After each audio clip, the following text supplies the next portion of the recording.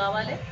తర్వాత వెళ్ళి వాళ్ళ ప్రొసీడింగ్ కాపీలో స్టేట్ గవర్నమెంట్ షేర్ ఇస్తున్నాం కాబట్టి ఆల్మోస్ట్ 180 కోట్లు మంజూరు చేస్తున్నాం కాబట్టి దానికి సంబంధించింది వాళ్ళు ఇనిషియేట్ తీసుకునే విధంగా ఇక్కడ ఉన్న గెలిచిన ఎమ్మెల్యేలు కావచ్చు, ప్రభుత్వం కావచ్చు ఇనిషియేట్ తీసుకోవాల్సిన అవసరం ఉంది. ఎందుకంటే పేదవారికి సంబంధించిన విషయం, వైద్యానికి సంబంధించిన విషయం, పేదవారికి మంచి వైద్యం అందించాలి, ఇబ్బంది లేకుండా గవర్నమెంట్ హాస్పిటల్ మాత్రమే పెండింగ్ ఉన్న మిగతా అన్ని కూడా ప్రారంభమైనాయి. ఆ 8 కాలేజీలకు ఇప్పుడు మేము ప్రభుత్వంలో ఉన్నట్టయితే తప్పకుండా వాటిని ఇనిషియేట్ తీసుకొని మంజూరు చేసి ఇప్పుడు ఇమీడియట్గా దాన్ని వచ్చే సంవత్సరానికి 100 సీట్లతో అది ప్రారంభించుకోవాల్సిన అవసరం ఉండే.